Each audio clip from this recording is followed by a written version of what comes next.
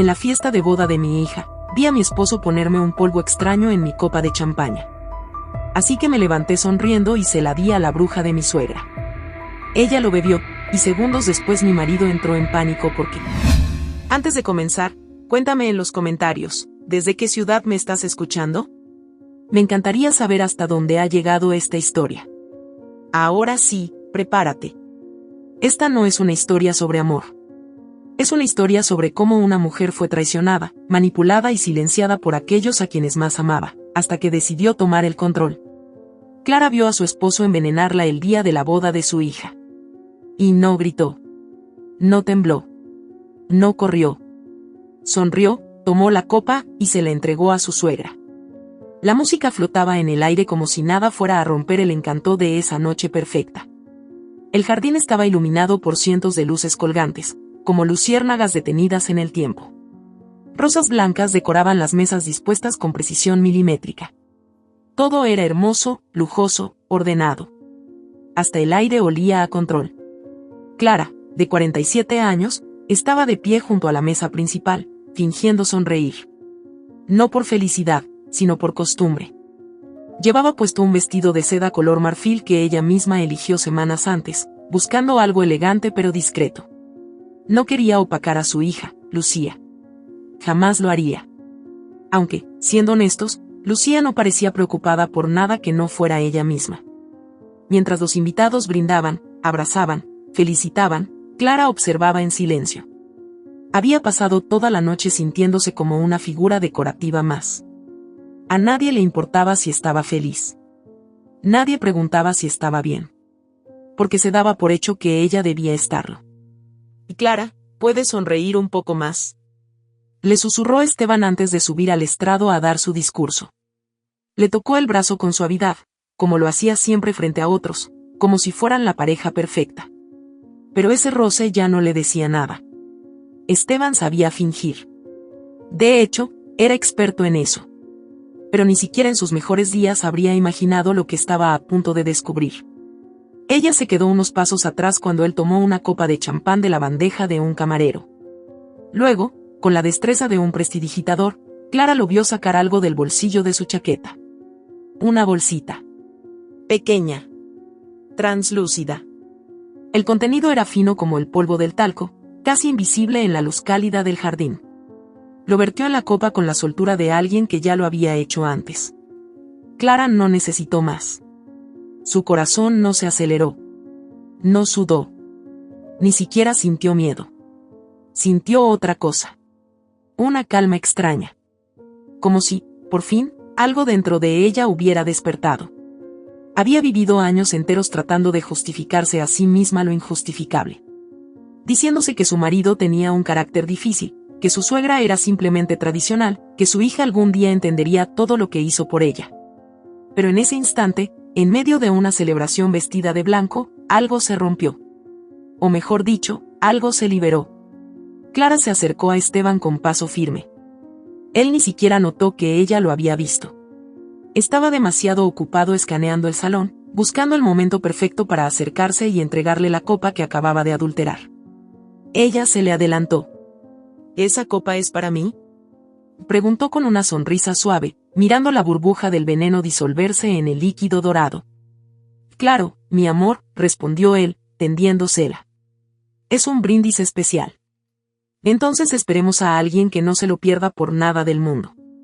Clara tomó la copa con elegancia, giró sobre sus tacones y caminó hacia Leticia, la madre de Esteban, sentada en la mesa principal como si fuera la reina de la noche. Nadie había hecho tanto daño a Clara como esa mujer. Ni siquiera su propio esposo. Leticia había saboteado cada paso que dio desde el primer día en que entró en esa familia. Cada comida criticaba su forma de hablar.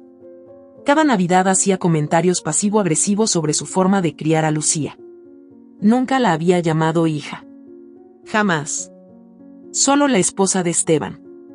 Clara llegó a su lado y le ofreció la copa con la misma dulzura con la que se ofrece un ramo de flores. Un brindis por la familia que construimos, dijo en voz alta, lo suficientemente fuerte para que Esteban pudiera escucharla. Leticia arqueó una ceja. Oh vaya, al fin te animas, respondió con sorna, tomando la copa. Que no se diga que tú no sabes celebrar. Y bebió. Todo. Clara no apartó la mirada. Observó cada trago como si fuera una redención. Pasaron solo segundos. Leticia soltó la copa, hizo una mueca de incomodidad. El color se le fue del rostro. Sus labios se tornaron violáceos, como si algo dentro de ella hubiera comenzado a apagarla. Se tambaleó en la silla. Un grito ahogado escapó de una invitada cercana. «Señora Leticia. ¿Está bien?» Clara se quedó de pie, serena, sin moverse. Esteban corrió desde el otro extremo del salón. Lucía lo siguió, alarmada. La orquesta dejó de tocar. La música se apagó. El murmullo fue creciendo, envolviendo la escena como un velo oscuro. «¡Mamá!», exclamó Esteban, arrodillándose a su lado. Leticia apenas podía respirar. Clara lo vio mirar la copa vacía. No miró a su madre, ni a su hija, solo a la copa. Y entonces lo entendió. Lo que le dolía no era que su madre estuviera mal. Lo que lo aterraba era que no había sido Clara quien bebió. Clara lo supo. Lo supo como se sabe algo que siempre estuvo ahí, esperando ser visto. Esteban levantó la cabeza.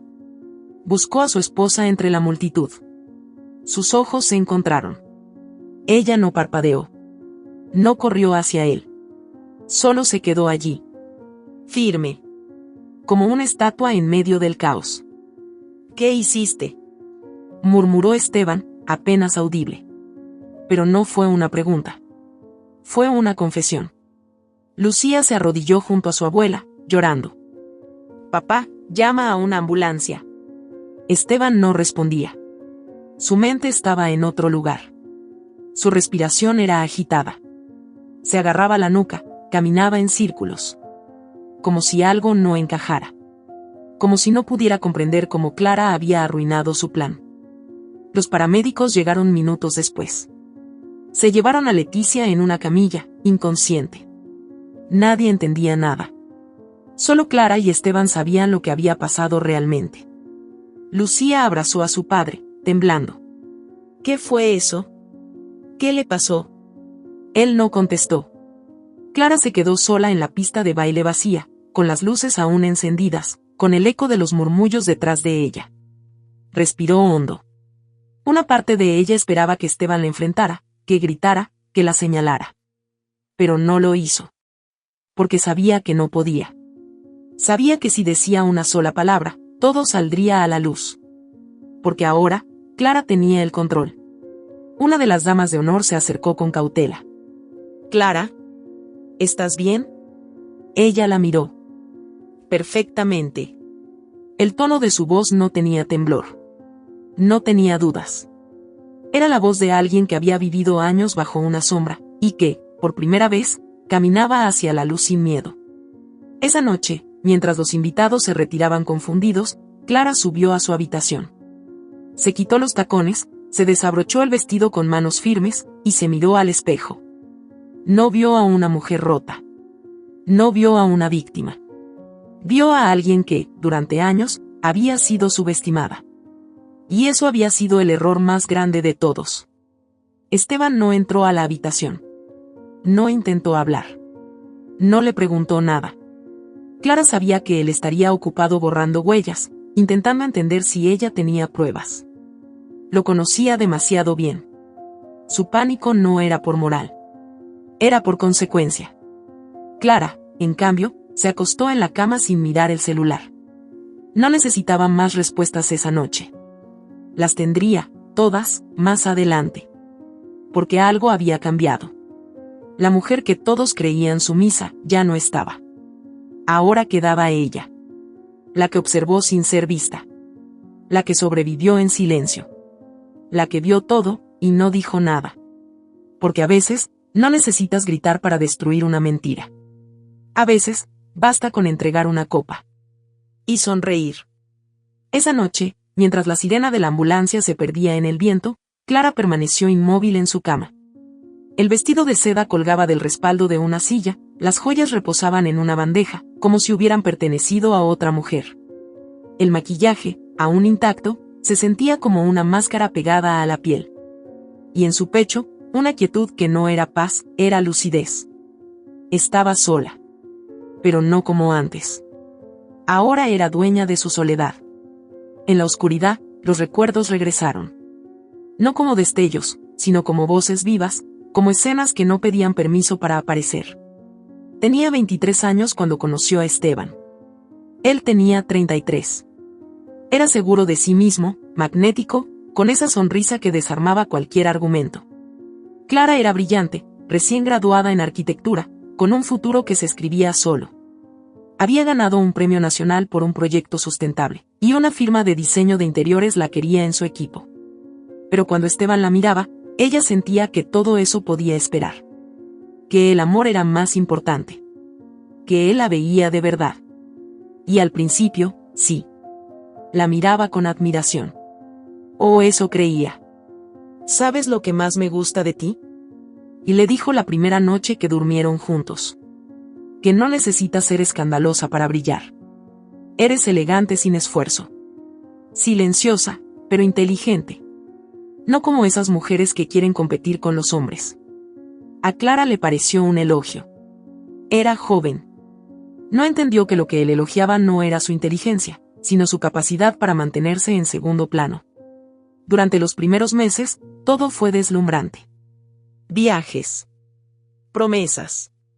Detalles. Esteban la presentaba como la joya de su vida.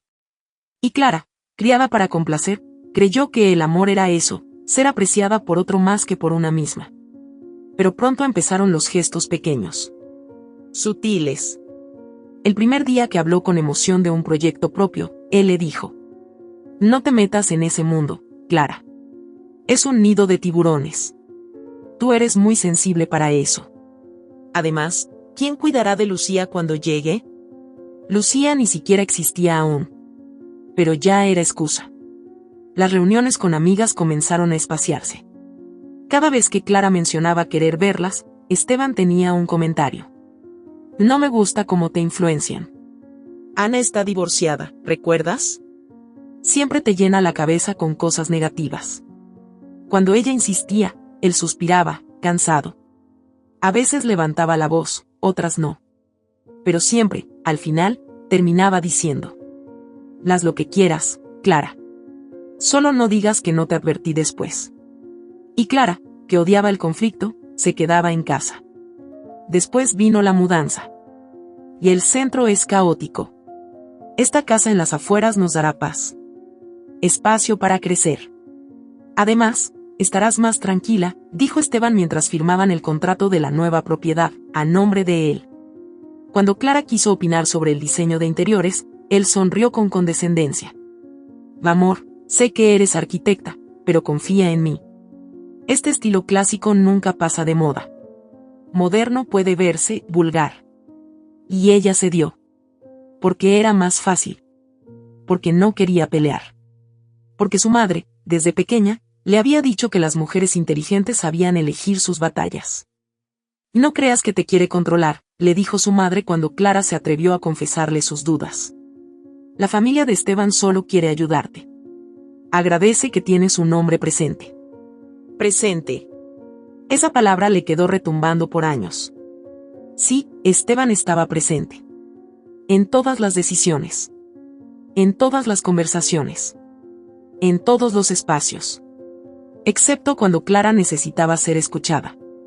Y después llegó Lucía. Clara cambió. No por decisión, sino por exigencia. El llanto de la bebé no era solo un llamado. Era una forma de olvidarse de sí misma. De convertirse en madre antes que mujer. De ser útil. De no fallar.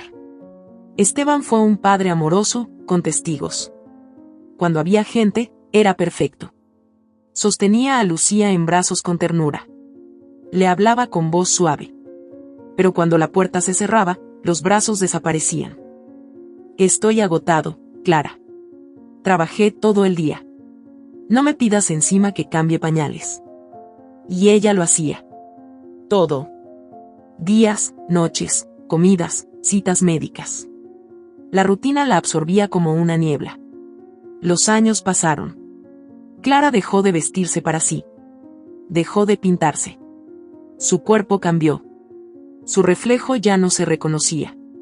Y cuando en alguna conversación externa se atrevía a decir que le gustaría volver a trabajar, Esteban le lanzaba frases con filo. ¿Vas a dejar sola a tu hija para perseguir un capricho? O peor aún, ¿estás segura de que puedes? Has estado fuera mucho tiempo. El mundo laboral es cruel. Ya no eres una niña. A veces, ella se atrevía a contestar. No quiero estar en casa todo el tiempo, Esteban. Siento que no soy yo. Y él respondía. No eres tú. ¿Y quién se supone que eres, Clara? ¿Una mujer que abandona a su hija? ¿Una que pone su ego antes que la familia? Después de eso, venía el silencio. El castigo pasivo. Días enteros sin hablarle más que lo estrictamente necesario. Frialdad. Desprecio invisible. Y ella volvía a rendirse. Porque nadie la escuchaba. Porque su madre seguía diciendo que tenía suerte. Porque su suegra la llamaba demasiado sensible. Leticia nunca la quiso. Desde el principio, dejó claro que Clara no estaba a la altura. Espero que Lucía saque los genes de Esteban, solía decir en voz alta, en reuniones familiares. Y cuando Clara llevaba un platillo casero, Leticia fingía una sonrisa forzada y murmuraba. Tiene buen corazón, aunque la comida no sea lo suyo. Comentarios así, uno tras otro. Todos disfrazados de humor. Todos venenosos. Esteban nunca la defendía. Es solo su forma de ser, decía. No lo tomes personal. Lucía creció viéndolo todo. Al principio, adoraba a su madre. Era su refugio, su todo. Pero con los años, la narrativa cambió. Esteban sabía cómo infiltrar dudas. Tu mamá se estresa por cualquier cosa. No te asustes, ella es así. Un poco intensa. No hagas mucho caso si grita. A veces se ahoga en un vaso de agua. Y Lucía, sin quererlo, comenzó a imitar ese patrón. A los 15, ya contestaba con impaciencia. A los 17, la evitaba. Y a los 20, hablaba con ella como si fuera una carga. Clara no se daba cuenta del todo. Lo intuía, pero prefería pensar que era solo la adolescencia. Había días en que se encerraba en el baño y lloraba sin hacer ruido. No por lo que tenía, sino por lo que había perdido sin darse cuenta. Cuando alguien le preguntaba cómo estaba, respondía lo de siempre. Bien. Ocupada. Ya sabes, la familia. Y esa frase, que sonaba a rutina, era en realidad una prisión. Durante más de 2 décadas, Clara dejó de existir como individuo. Se convirtió en madre, esposa, anfitriona, cuidadora, mediadora. Se volvió invisible. Hasta esa noche. Hasta el veneno en la copa. Hasta ver la expresión de Esteban mientras su plan fracasaba. Porque ahora, después de tantos años de silenciarse, ella lo había visto de verdad. Había visto al hombre detrás del disfraz. Y lo más devastador no fue que intentara deshacerse de ella. Fue comprender que, quizás, siempre lo había intentado. Solo que esta vez, lo hizo sin metáforas. La noche avanzaba y Clara no dormía. Su mente recorría escenas como páginas arrancadas de un libro olvidado. Cada conversación, cada mirada, cada renuncia. Recordó una tarde en particular. Una que ahora dolía distinto. Lucía tenía 8 años. Había tenido fiebre toda la noche. Clara no durmió ni un minuto. Al amanecer, le pidió a Esteban que se quedara con ella mientras iba a la farmacia. Él se negó. Tengo una reunión. Que alguien más lo haga. Clara fue. En bata, sin peinarse, bajo la lluvia. Al volver, Esteban estaba viendo televisión. Lucía lloraba sola en la habitación. Ese día, algo en Clara se apagó. Pero no lo suficiente. Aún le quedaba un hilo de esperanza. Una fe ciega en que las cosas mejorarían. Que todo tenía sentido si se hacía por amor. Ahora sabía que ese amor no era recíproco. No era protección. Era encierro. Y Clara, después de tantos años, había encontrado la salida. Solo necesitaba mirar hacia atrás para entender lo que tenía que hacer adelante. Ya no se trataba de sobrevivir. Ahora se trataba de recuperar lo que le arrebataron, su historia, su voz, su dignidad. Y algo más. Su verdad. Una que ya no pensaba callar. Clara se levantó con los primeros rayos de luz filtrándose por las cortinas pesadas de la habitación. No había dormido. Ni una hora. Pero no estaba cansada. Tenía la mente afilada, despierta, como si su cuerpo hubiese entendido que ya no podía permitirse más años en pausa. La casa seguía en silencio. Ni Esteban ni Lucía habían cruzado palabra con ella desde lo ocurrido en la boda. Era como si el silencio ahora les pesara a ellos. Como si, por fin, fueran ellos quienes no supieran cómo enfrentarse a su presencia. Clara descendió las escaleras con una taza de café entre las manos. Al pasar junto al gran espejo del vestíbulo, se detuvo. No se miró por vanidad. Lo hizo por ver si seguía ahí. Y sí. Estaba ahí. Pero algo había cambiado en sus ojos. Ya no había sombra. Había fuego. Se sentó en el salón vacío, sin encender las luces. La casa, vestida de lujo, era un mausoleo. Un lugar donde ella existía sin ser vista. Hasta ahora. Los recuerdos comenzaron a brotar, como si alguien hubiera abierto una caja sellada con fuerza. Fue en el tercer año de matrimonio cuando Clara propuso la idea de diversificar la empresa de importaciones que Esteban había heredado. En ese entonces, el negocio apenas sobrevivía. Era más imagen que ingresos. Clara, con sus conocimientos de diseño y su intuición para el mercado, propuso algo revolucionario: transformar la marca en una línea de interiores de lujo accesible. Un híbrido entre elegancia clásica y modernidad funcional. Diseñó catálogos, buscó contactos, pensó en el nombre, incluso creó un modelo de negocio. La noche que se lo presentó a Esteban, él la escuchó en silencio. Al final, la besó en la frente y dijo: «Genial, cariño. Vamos a hacerlo». Clara sintió que al fin lo miraba como una igual. Como una socia. 3 meses después, Esteban presentó el proyecto como suyo en una reunión de socios. Usó sus palabras. Mostró sus diseños. Cuando Clara lo miró desde la esquina de la sala, esperando al menos un gesto, una mirada, algo que la nombrara, Esteban no se inmutó. Solo dijo: «Siempre tuve la visión, solo necesitaba el momento perfecto». Después, en casa, Clara le preguntó por qué no la mencionó. Él respondió con una sonrisa suave: «¿Qué importa eso? Somos un equipo. Lo que es mío, es tuyo. ¿O ahora necesitas reconocimiento?». Ella no dijo nada. Pero algo en su pecho se hundió. El éxito fue inmediato. La empresa creció. Esteban comenzó a recibir premios, entrevistas, invitaciones. Y Clara organizaba cenas, arreglaba flores, preparaba discursos que él luego leía como suyos. En una ocasión, durante un evento en el que Esteban fue galardonado, una mujer del público se le acercó. «He oído que tu esposa tiene mucho que ver con el éxito de esta marca. ¿Es cierto?». Esteban sonrió con esa falsa humildad que tanto perfeccionó. «Clara tiene buen gusto, sí. Pero esto es trabajo duro y visión. La mía». Y ella, desde el fondo del salón, lo escuchó todo. Más tarde, en casa, discutieron. Fue la primera vez que Clara alzó la voz. «¿Por qué te cuesta tanto decir que lo hicimos juntos?». Esteban se quedó en silencio un momento.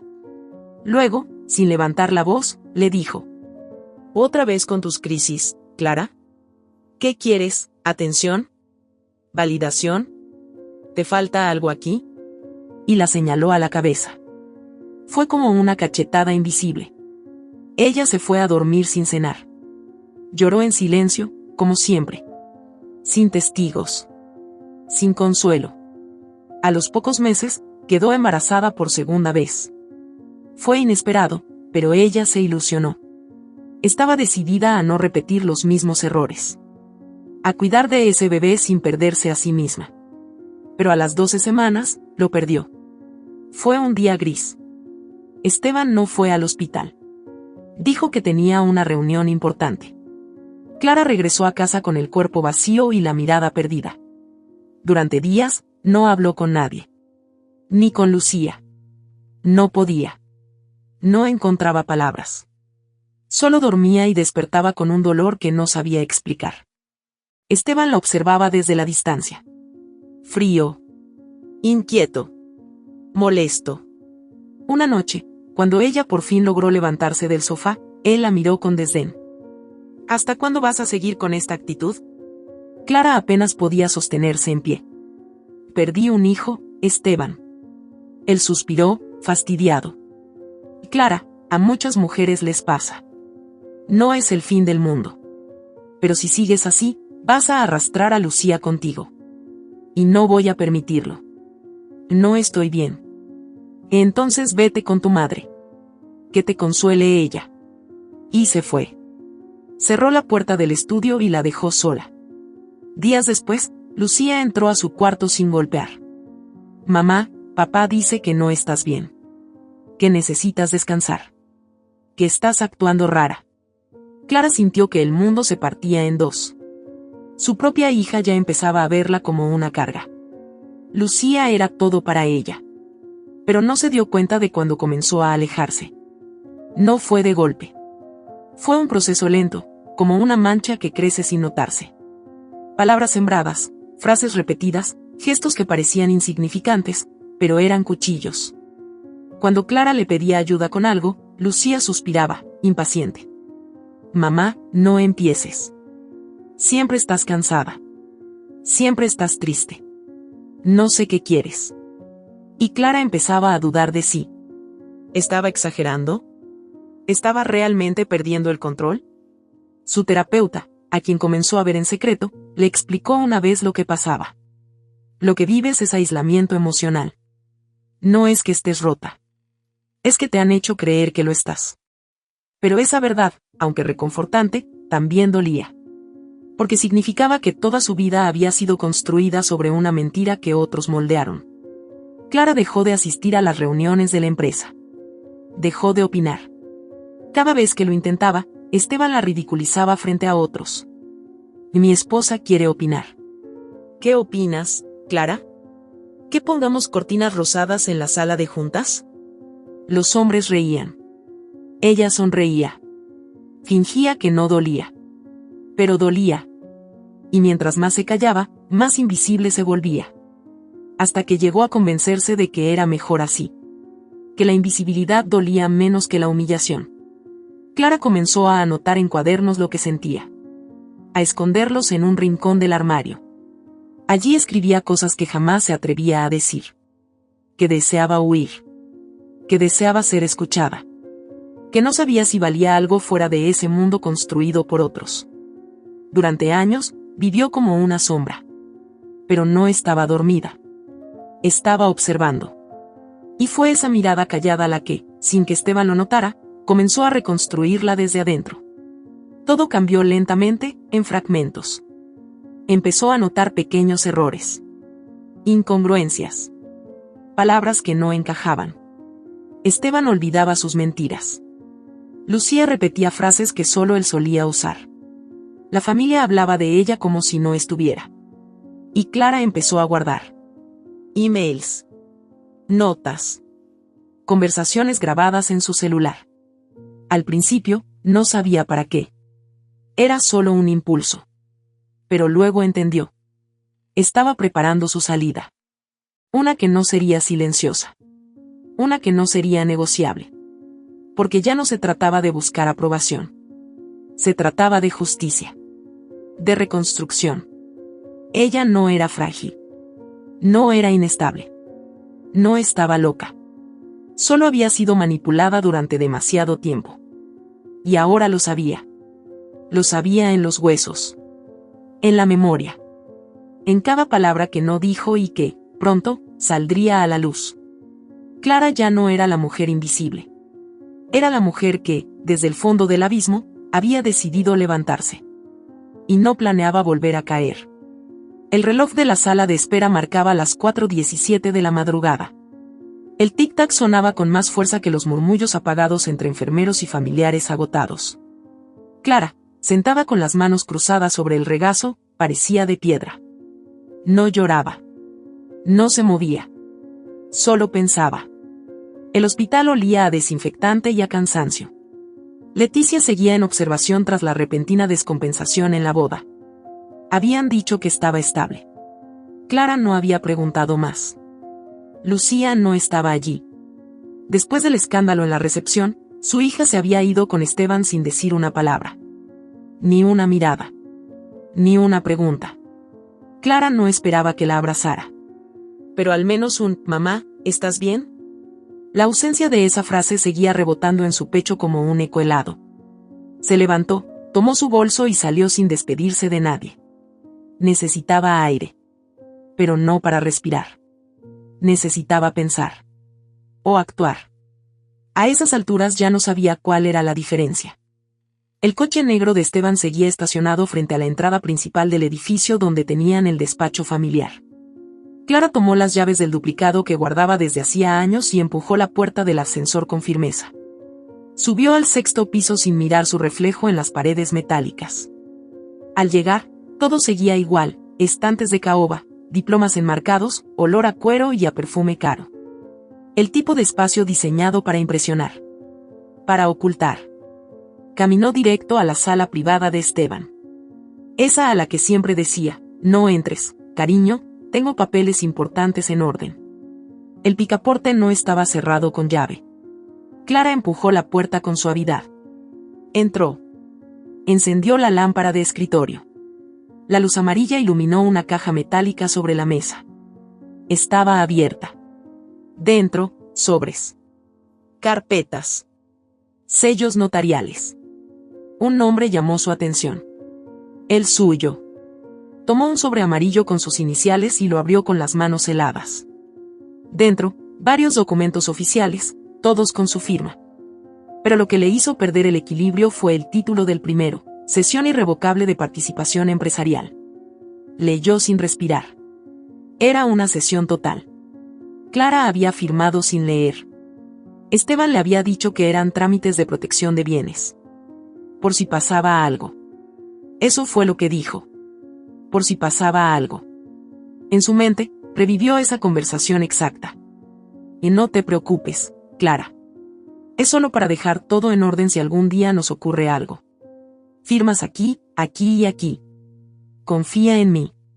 Siempre lo has hecho, ¿no? Clara afirmó. Porque sí, había confiado. Porque sí, era su esposo. Porque sí, siempre había sido más fácil confiar que sospechar. Las hojas siguientes eran peores. Una renuncia voluntaria a su parte en la propiedad familiar. Otra que la nombraba como incapacitada temporal bajo recomendación psiquiátrica. Y un anexo con el nombre de un médico que reconocía de una reunión de años atrás. El mismo que una vez la miró con lástima y le dijo, si alguna vez necesitas ayuda, no dudes en buscarme. Clara tragó saliva. Sintió el temblor recorrerle los brazos. No podía ser real. No podía ser legal. No podía ser su firma. Pero lo era. En la esquina inferior, su rúbrica. Clara Morales. En cada hoja. Buscó más. Revueltos entre los papeles, encontró recortes de correos electrónicos impresos. No eran suyos. Ni de Esteban. Eran de Lucía. El primer correo decía, «Papá, no quiero que esto se vuelva una locura. Mamá está más rara cada semana». La respuesta, «Por eso estamos haciendo esto. Tenemos que proteger el legado. No lo hago por mí. Lo hago por ti». Otro mensaje más corto, ¿y si se entera? Y el más devastador, «Ya no puedes seguir en esta casa. Si el informe sale a tiempo, todo será legal. Yo me encargo de que lo firme. Tú solo sigues siendo la hija perfecta». Clara dejó caer el papel. Sintió como si la piel le quemara por dentro. Lucía. Su hija. La niña que había criado sola, con el cuerpo agotado y las noches sin dormir. La que acunó durante cada fiebre.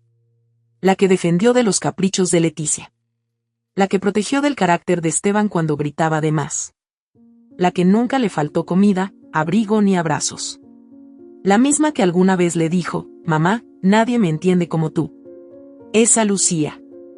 «Lucía, ¿tú también?», susurró Clara, con la voz quebrada por dentro.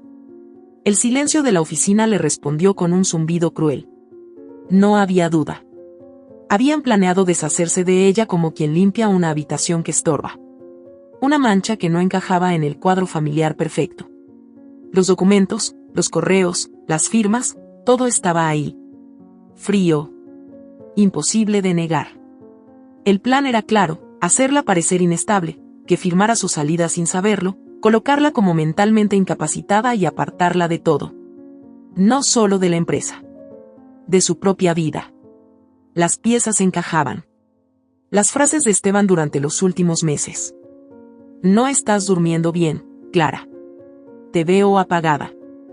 Hablé con un doctor. Solo para estar tranquilos. Tómate esta pastilla, te hará bien. Las conversaciones con Lucía, cargadas de impaciencia. Mamá, estás muy desconectada. ¿Por qué no vas a ver a alguien? Papá dice que deberías descansar una temporada. No todo el mundo puede con tanto. No está mal pedir ayuda. Y Clara creyó. Dudó. Se sintió culpable por pensar que tal vez estaba imaginando cosas. No era paranoia. Era un plan. Frío. Legal. Perfectamente calculado. Clara sintió un dolor seco detrás de los ojos. No lloró. No podía. Estaba más allá del llanto.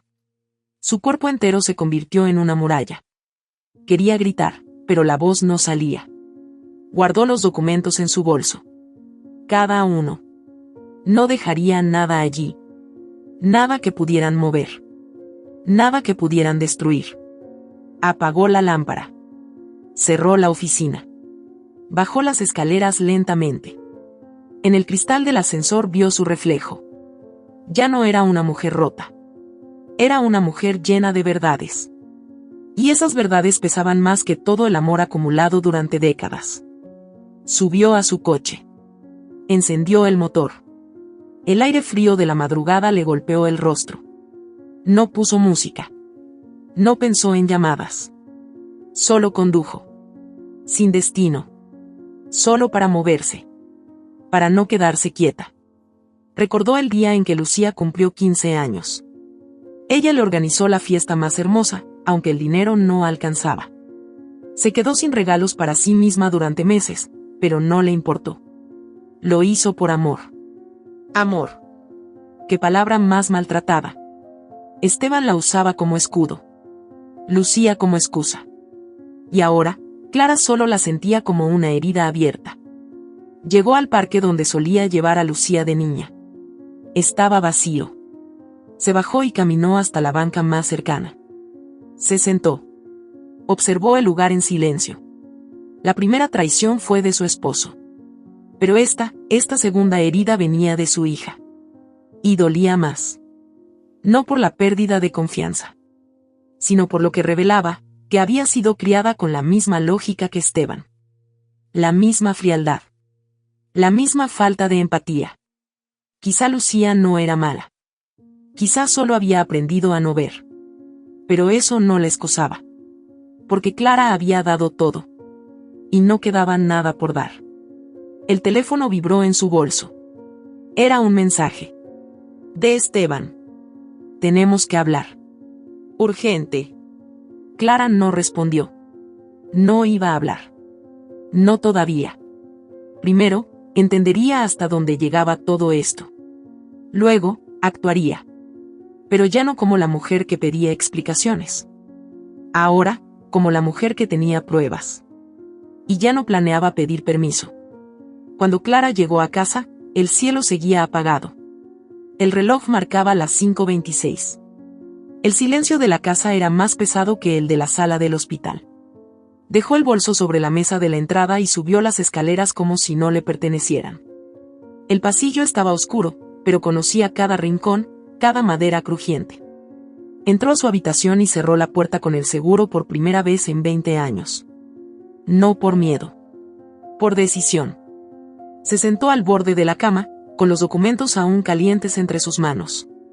El aire olía a encierro. A traición. A recuerdos. Abrió la carpeta, uno por uno. Su firma. Su nombre. Las cláusulas legales que la reducían a una carga desechable. Las palabras que otros escribieron para silenciarla, para borrarla con elegancia y técnica. Como quien barre una hoja seca del suelo. Clara leyó cada línea con los ojos abiertos. No buscaba respuestas. Buscaba fuerza. Las lágrimas no cayeron de inmediato.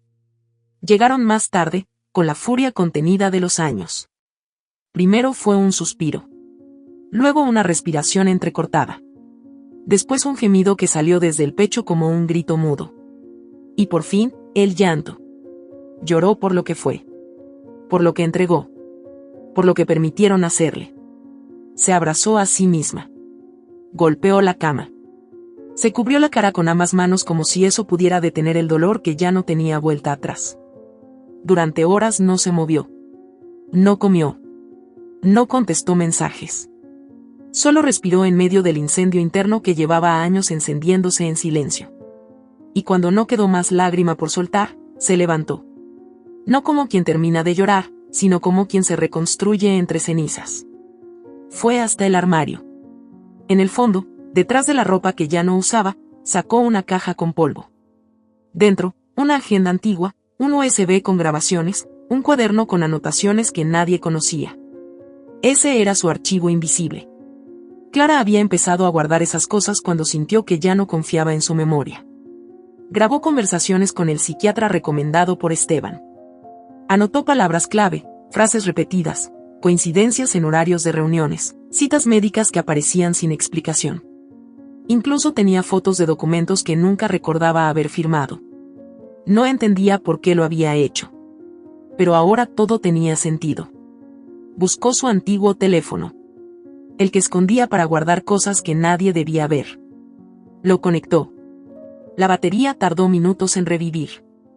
Y cuando lo hizo, lo primero que apareció fue una nota de voz, una grabación de su consulta con el psiquiatra. La voz masculina sonaba tranquila. Y Clara, no tiene que alarmarse. Su esposo está preocupado por usted. Él dice que ha tenido cambios de comportamiento. Olvidos. Reacciones fuera de lugar. ¿Usted los nota? Clara, en la grabación, respondía con voz rota. Estoy cansada. Pero no soy inestable. Solo estoy sola. Y él exagera. El médico. A veces, cuando las emociones se acumulan, se distorsiona la percepción de la realidad. Lo importante es que confíe en su entorno. Su familia quiere lo mejor. Clara pausó la grabación. Ya no sentía miedo. Sentía una claridad absoluta. Como si cada pieza encajara. Como si todo lo vivido hasta ahora hubiera sido una preparación para este momento exacto. Fue a la cocina. Preparó café. Abrió el ordenador portátil que había dejado de usar desde que Esteban contrató a una asistente para aligerarle la carga. Conectó el USB. Escuchó cada grabación. Tomó notas. Separó los fragmentos más reveladores. Todo encajaba en una línea de tiempo perfecta. A media mañana, envió un mensaje cifrado. ¿Sigues en Madrid? Necesito verte. Es urgente. La respuesta no tardó en llegar. Sí. Pensé que nunca escribirías. Dime cuándo. Clara sintió algo parecido a alivio. Laura Martínez había sido su mejor amiga en la universidad. Una mujer brillante, abogada de familia, especializada en casos de manipulación psicológica y abuso patrimonial. Se distanciaron durante los años de matrimonio. Esteban la consideraba una mala influencia. Clara la había dejado ir por comodidad.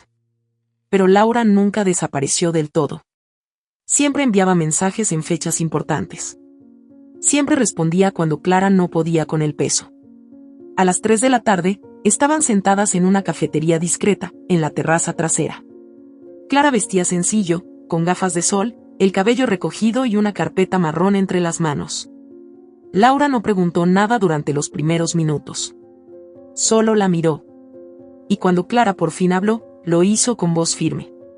Me querían quitar todo. Y no estoy exagerando, Laura. Tengo pruebas. La abogada no pestañeó. Dame lo que tengas. Clara le entregó el sobre, el USB, las copias escaneadas que había imprimido esa misma mañana. Laura revisó todo con rapidez y profesionalismo. cada hoja, cada grabación. Tomaba notas, marcaba fragmentos. Y cuando terminó, la miró fijamente. Lo que tienes aquí no es solo una traición. Es un delito. Varios. ¿Puedo hacer algo?, preguntó Clara sin titubeos. Sí. Pero tienes que estar preparada. Si decides ir hasta el final, vas a exponerlo todo. Vas a abrir heridas. Vas a perder gente. Incluida Lucía. Clara asintió. Y Lucía ya me perdió.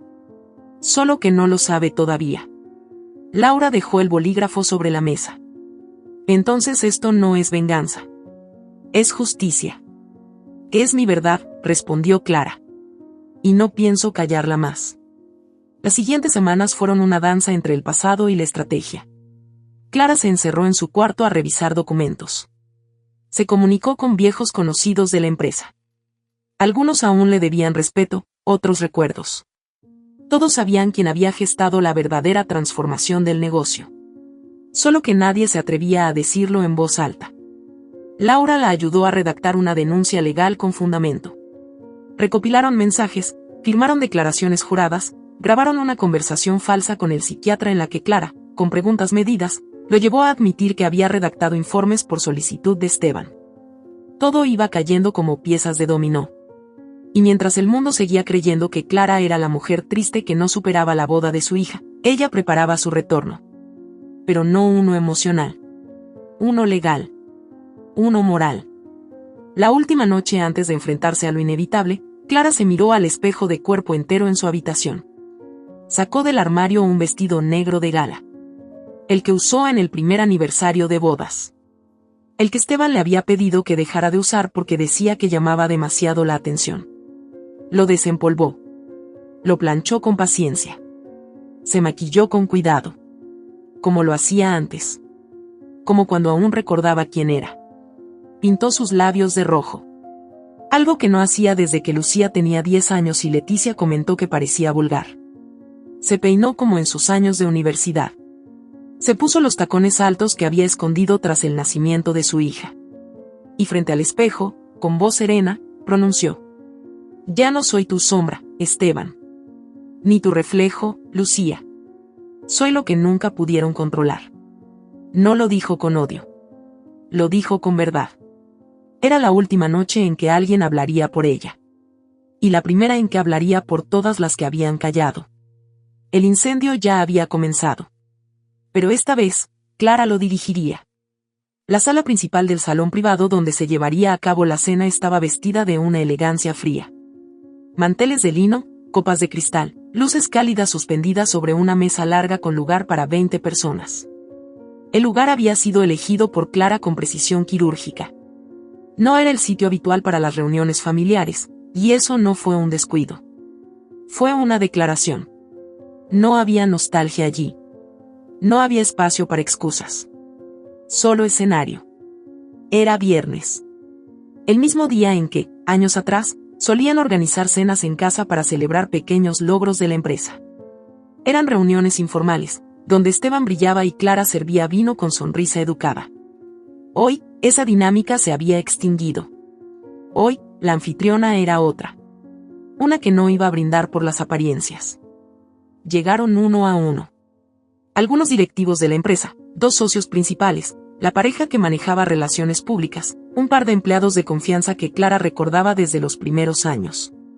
Todos la saludaron con un respeto distinto. No con lástima, no con condescendencia. La miraban como si algo en ella se hubiese afilado. Porque así era. Lucía fue la siguiente en llegar, enfundada en un vestido esmeralda, con el cabello peinado hacia atrás y una expresión tan segura como vacía. Llevaba semanas sin ver a Clara. Ninguna llamada. Ningún mensaje. Caminó hacia su madre con la seguridad de quien cree tener el control. «Mamá, no esperaba esta invitación, pero me alegra que estemos haciendo esto por la familia». Clara la besó en la mejilla con una suavidad que no dolía. Solo confirmaba que ya no sentía apego. «Yo tampoco lo esperaba», dijo, y siguió saludando a los invitados. Esteban entró minutos después, vestido como siempre, de forma impecable, como si su aspecto pudiera disimular los escombros que arrastraba. sonrió al ver a todos reunidos. Caminó hacia Clara y la tomó del brazo como lo hacía antes, para la foto perfecta. Clara. Esto es elegante. ¿Es una reconciliación? Es una despedida, respondió ella sin mirarlo. Pero primero, cenemos. Se sentaron. El servicio fue impecable. Entradas ligeras, platos principales que nadie recordaría, vinos costosos que no lograban borrar la tensión del aire. Clara comió con calma. Observaba cada gesto, cada cruce de miradas. Sabía que Lucía estaba incómoda. Sabía que Esteban fingía dominio. Los demás, ajenos a todo, solo intentaban entender por qué estaban allí. Llegado el postre, Clara se puso de pie. Su figura, envuelta en un vestido negro ajustado, proyectaba una presencia que nadie se atrevía a interrumpir. Quiero agradecerles por estar aquí. No solo por la cena, sino porque algunos de ustedes han sido parte de esta familia más allá de lo laboral. Durante años he estado ausente en las reuniones de negocios, en los eventos públicos, en las decisiones que me correspondían. Hoy quiero explicarles por qué. Un silencio absoluto cayó sobre la mesa. Los cubiertos quedaron a medio camino. Esteban sonrió, pero ya no con seguridad. Lucía apretó las manos sobre su falda. Durante mucho tiempo me hicieron creer que estaba enferma. Emocionalmente inestable. Se usaron términos como desconectada, insegura, frágil. Todo eso fue parte de una estrategia cuidadosamente planeada. Una campaña de anulación legal, emocional y patrimonial contra mí. Planeada por quienes más debía confiar. Las miradas se movieron hacia Esteban, luego hacia Lucía. Pero nadie habló. Clara tomó un pequeño control remoto del bolsillo de su chaqueta y presionó un botón. Desde una bocina oculta, comenzó a escucharse una grabación. La voz de Esteban. Lo que necesitamos es que el psiquiatra diga que Clara ya no está en condiciones de manejar decisiones. Que firme sin saberlo. Y después, que desaparezca legalmente. Lucía respondía en la grabación. ¿Y si se entera? Esteban. Y no lo hará. Está tan metida en su mundo que no distingue la realidad. Esto es por su bien. Y por el de la empresa. Otra grabación, con voz de Lucía. Papá, ¿seguro que esto es legal? Me da miedo. Mamá se está volviendo rara, pero no es una mala persona. Esteban. Esto no es personal. Es un trámite. Nada más. Clara detuvo el audio. La sala quedó en un silencio de piedra. Lucía se levantó de golpe, con los ojos enrojecidos. Tú dijiste que solo era un juego legal. ¿Qué era temporal? ¿Qué era para protegerla? Esteban alzó la voz por primera vez. Y Lucía, siéntate. Que esto no es momento para dramatismos. Clara lo miró por primera vez en toda la noche. No con odio. Con algo peor. Con verdad. No eres tú quien decide que es un drama, Esteban. Tú solo sabías mentir sin que te tiemble la voz. Se volvió hacia los presentes. Su voz fue clara. Sin temblores. Tengo pruebas legales. Grabaciones. Documentos. Testigos. Renuncias falsificadas, informes manipulados. Todo ha sido revisado por una abogada especializada, y ya se ha presentado una denuncia formal. Hoy, solo he querido mostrarles la cara real de quienes me rodearon durante años. De los que me llamaban loca mientras me despojaban de mi vida. Esteban se puso de pie, furioso. Que esto es una locura. Tú no tienes idea de lo que estás diciendo. Clara no retrocedió. ¿De locura? No, Esteban. Esto es memoria. Y verdad. Algo que a ti te incomoda desde que perdiste el control. Se dirigió a Laura, que se encontraba al fondo del salón, sin haber sido presentada. La abogada se puso de pie, con una carpeta en la mano. Aquí están los documentos notariales que Clara nunca autorizó conscientemente.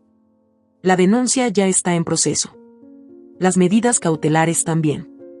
Esteban dio un paso atrás. Lucía no se movía. Solo lloraba.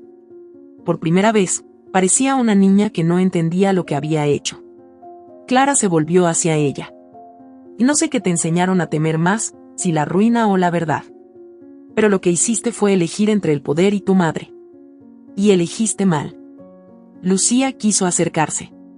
Pero Clara levantó una mano. Y no me abraces. No aún. No cuando aún no has pedido perdón. Se dirigió a todos. Esta empresa fue construida sobre una historia que no se contaba. Yo era parte de ella. Yo puse las ideas. Yo diseñé los primeros productos. Yo contacté con los proveedores. Yo convertí la casa en la sede. Y luego fui desaparecida con cortes suaves, como quien borra una mancha. Hoy, esa historia regresa. Esteban intentó hablar, pero nadie lo escuchaba ya. Las miradas estaban sobre Clara. Sobre la mujer que, durante años, fue decorado en una sala, y hoy se erguía como autora. Ella caminó hacia la salida con paso firme.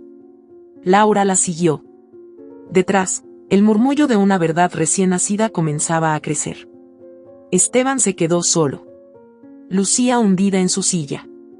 Leticia, sentada en una esquina con expresión vacía, no fue nombrada en ningún momento. Nadie la volteó a ver. Ni su hijo. Ni su nieta. Ni Clara. Ya no importaba. Clara salió al aire fresco de la noche con el corazón latiendo como si hubiera corrido kilómetros. No de cansancio. De vida. El silencio ya no era su cárcel. Era su escudo. Porque por primera vez, era ella quien hablaba. Y el mundo al fin escuchaba. La noticia tardó menos de 48 horas en recorrer los pasillos de la empresa, los círculos sociales, las copas de vino entre cenas hipócritas. Clara Morales, la esposa invisible, la mujer que por años fue poco más que una sombra elegante tras el éxito de Esteban, había derrumbado el castillo. Y no lo hizo con escándalos ni con gritos. Lo hizo con pruebas, con memoria, con verdad. Esteban enfrentaba una denuncia penal por falsificación de documentos, abuso de confianza y tentativa de incapacitación fraudulenta. La demanda incluía los informes manipulados, las grabaciones, y la cesión forzada de bienes. Lucía, atrapada en su propio reflejo, se había refugiado en casa de una amiga. No quiso ver a su madre. No contestó las llamadas. Solo mandó un mensaje corto, cobarde. Mamá, no sabía que iba a ir tan lejos. Lo siento. Clara lo leyó, lo dejó sin respuesta, y después lo borró. Leticia, aún convaleciente en casa de reposo, envió un comunicado legal desheredando a su nieta. Fría, como siempre, como si ni el tiempo ni la cercanía de la muerte pudieran arrancarle humanidad. Esteban fue excluido del consejo de la empresa por los propios socios, quienes, ante la evidencia, decidieron actuar rápido para salvar el prestigio del negocio. La imagen del hombre encantador se desplomó sin ruido. Como una flor que se pudre por dentro sin que nadie la riegue. Clara no celebró. No hizo entrevistas, no publicó comunicados. Solo vendió su parte de la empresa a un competidor extranjero. Un acuerdo limpio, millonario, y cerrado con absoluta discreción. El dinero nunca fue su motivación. Pero ahora era su recurso. Su escudo. Su carta de libertad. El día que firmó la venta, no volvió a casa.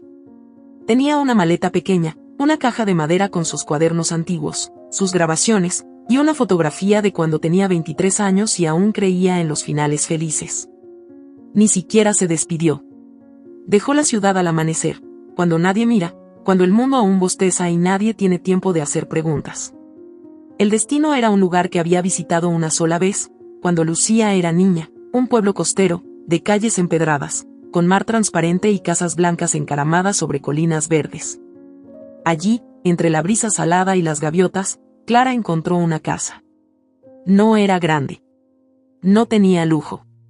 Pero tenía una puerta azul, un ventanal frente al mar, y silencio. No lo hizo para esconderse. Lo hizo para empezar. Durante las primeras semanas, no hablaba con nadie más que con la florista del mercado y el panadero que le sonreía con honestidad. Se levantaba temprano. Caminaba descalza sobre la arena mojada. Se sentaba a escribir en una libreta de hojas gruesas que olía a nuevo. No escribía sobre el pasado. Escribía sobre lo que venía después. No se justificaba. No buscaba comprensión. Solo se escuchaba. Por primera vez, de verdad. Compró una silla mecedora, Colgó un atrapasueños en la puerta y se tiñó el cabello de un rojo oscuro que jamás se habría permitido antes. Cantaba mientras cocinaba. Encendía velas sin motivo. Dormía con la ventana abierta. Leía en voz alta. No tenía miedo.